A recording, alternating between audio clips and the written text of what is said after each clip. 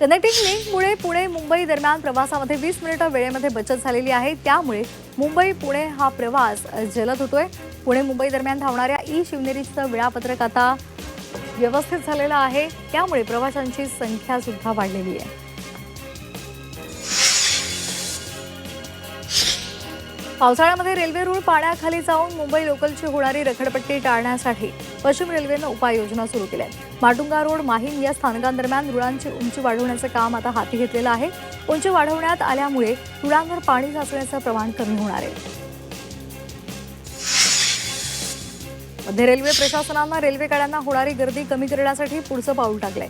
येत्या 2 महिन्यात 15 डब्यांच्या लोकलच्या 20 जलद फेऱ्या वाढवण्याचं नियोजन रेल्वे प्रशासनानं केलंय। मात्र फलाट विस्तारीकरणाचं काम सध्या सुरू आहे। मात्र टिटवाळा स्थानकातील काम पूर्ण होताच 15 डब्यांची रेल्वे गाडी सुरू होणार आहे।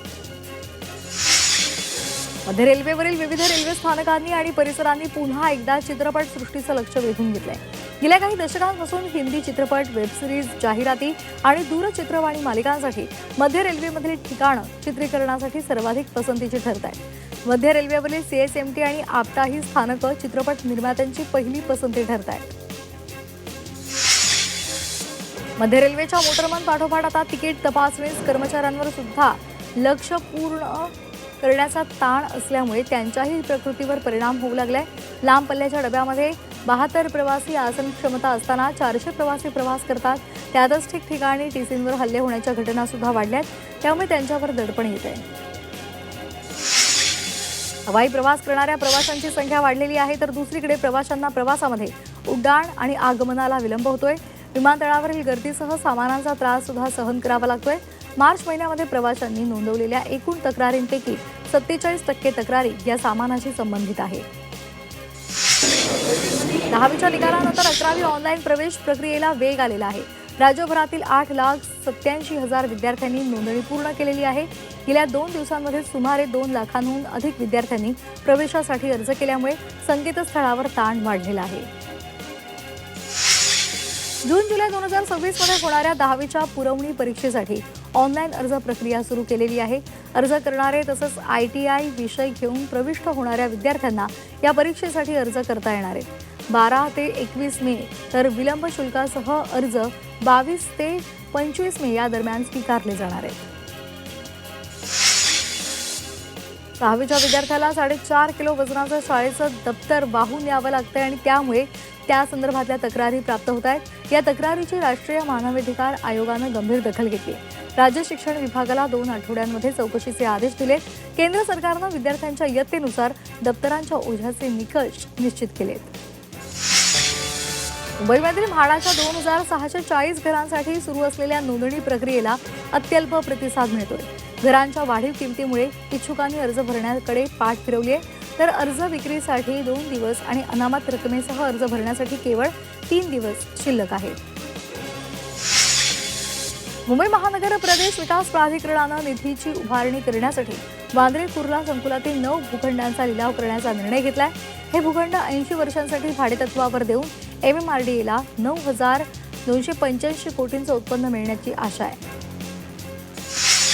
युनेस्कोच्या जागतिक वारसा स्थळांच्या यादीमधील प्रतापगड आणि इतर 3 किल्ल्यांची सुरक्षा व्यवस्था कंत्राटी रक्षकांच्या हातामध्ये सोपवली आहे। कंत्राटी सुरक्षा रक्षकांच्या पगारासाठी 2,54,00,000 रुपयांची तरतूद केलेली आहे।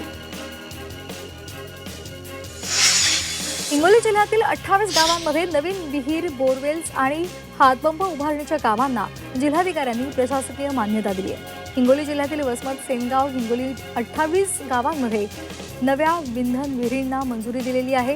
विहिरीसाठी एकूण 17,95,173 रुपयांची मान्यता दिलेली आहे। आखाती देशांमधील युद्धामुळे गॅस सिलेंडरच्या पुरवठ्यावर परिणाम झालाय, ज्यामुळे LPG गॅस सिलेंडर सबसिडीचे नियम केंद्र सरकारकडून अधिक कडक करण्यात आले। मात्र ज्या ग्राहकांचं वार्षिक उत्पन्न 10 लाखांपेक्षा जास्त असलेल्यांना सबसिडी मिळणार नाही। त्यामुळे ग्राहकांनी 7 दिवसांच्या आत तक्रार करावी, अन्यथा कनेक्शन कायमचं बंद केलं जाण्याची शक्यता आहे। यंदा मोसमी पाऊस लवकर दाखल होणार आहे। राज्यामध्ये सध्या उन्हाळा तीव्र होत चाललेला आहे। काही ठिकाणी उष्णतेची लाट सदृश स्थिती आहे। यामुळे यंदा मोसमी पाऊस लवकर दाखल होण्याची शक्यता आहे। सुट्ट्यांमुळे जुहू बीचवर पर्यटकांसह मुंबईकर सध्या मोठ्या प्रमाणावर गर्दी करत आहेत। यामुळे दुसऱ्या दिवशी सकाळी समुद्र किनाऱ्यांवर तेवढाच कचरा सुद्धा जमा होतो। यामुळे जुहू किनाऱ्यावरील स्वच्छतेसाठी पालिकेकडून नव्यानं निविदा प्रसिद्ध करण्यात आली। ही सेवा पालिकेकडून भाडेतत्वावर घेतली जाणार आहे। जालना जिल्ह्यामध्ये रुग्णालयामध्ये MRI सेवा सुरू करण्यात आली आहे। शिवसेनेचे आमदार अर्जुन खोतकर यांच्या प्रमुख उपस्थितीमध्ये ही सेवा सुरू झाली आहे। या सेंटरचं उद्घाटन आरोग्य आणि कुटुंब कल्याण मंत्री प्रकाश आंबेडकर यांनी केलेलं आहे। यवतमाळ जिल्ह्याला सोयाबीन पिकाच्या पीक विम्यापासून वगळल्या प्रकरणामध्ये भाजप आणि शिवसेनेमध्ये झुंजली आहे। भाजपने यासाठी शिवसेनेचे पालकमंत्री संजय राठोड यांच्या विरोधामध्ये टोकाची भूमिका घेत त्यांच्यावर टीकेची झोड उठवली।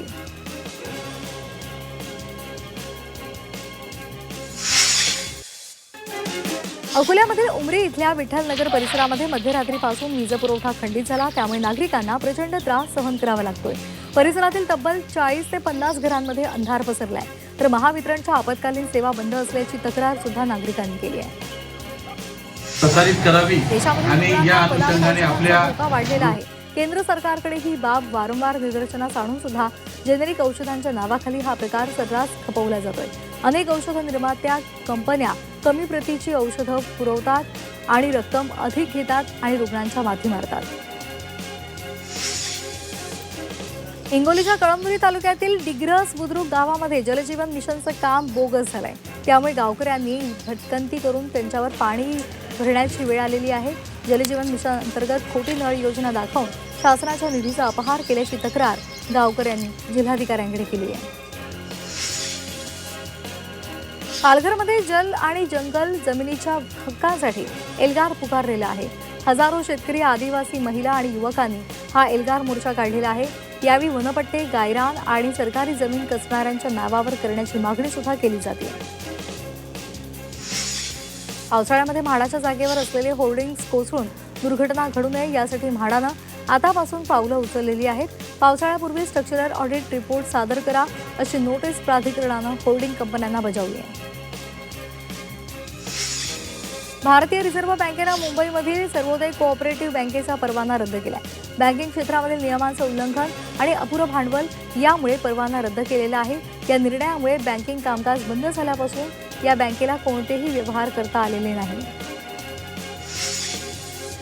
अनधिकृत बाईक टॅक्सी विरोधात परिवहन विभागानं कठोर पावलं उचलली आहेत। ओला, उबर आणि रॅपिडो सारख्या अनधिकृत बाईक टॅक्सी ॲप सेवा तत्काळ बंद करा अशा सूचना दिलेल्या आहेत। तसंच कंपनी मालकांवर FIR सुद्धा दाखल करण्याच्या सूचना दिल्या आहेत। हिंगोलीमधील वाढत्या गुन्हेगारीला आळा घालण्यासाठी स्थानिक गुन्हे शाखेच्या पथकानं कार्यवाहीची मोहीम हाती घेतलेली आहे। वसमत परभणी महामार्गावर दरोडा टाकण्याच्या तयारीमध्ये असलेल्या टोळीला पोलिसांनी रंगेहात पकडले। या दरोडेखोरांनी 5 गुन्ह्यांची कबुली दिली आहे। येवल्यामध्ये राज्य उत्पादन शुल्क विभागानं मोठी कारवाई केली आहे। येवला विंचूर चौफुलीजवळ तपासणी दरम्यान ट्रकमध्ये सुमारे 57,600 प्लास्टिक विदेशी मद्याच्या बाटल्या आढळून आल्या। या कारवाईमध्ये वाहनासह विदेशी मद्यसाठा सुद्धा जप्त करण्यात आलाय। एकूण 1,47,34,000 रुपयांचा हा मुद्देमाल आहे। या प्रकरणात दोघांना ताब्यात घेतलंय। ठाकूर पोलिसांनी अवैध हुक्का पार्लरवर कारवाई केली आहे। शहरातील 3 हुक्का पार्लरवर कारवाई करण्यात आलेली आहे। 1 महिन्यासाठी ते सील करण्यात आलंय। हॉटेल निंबल्स, हॉटेल हरेश आणि त्याचबरोबर हॉटेल सोरो इथे कारवाई झाली आहे।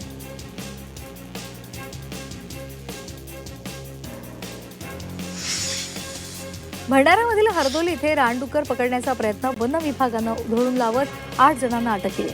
वन्य प्राण्यांच्या शिकारीसाठी जाळं लावून रानडुकरांचा कळप पकडण्याचा डाव वन विभागाच्या अधिकाऱ्यांच्या सतर्कतेमुळे फसलेला आहे। या कारवाईमुळे परिसरात खळबळ उडाली आहे।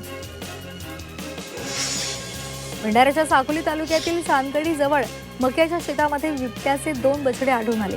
त्यामुळे परिसरामध्ये भीतीचं वातावरण पसरलेलं आहे। वन विभागानं मादी बिबट्याला जेरबंद करण्यासाठी उपाययोजना सुरू केल्या।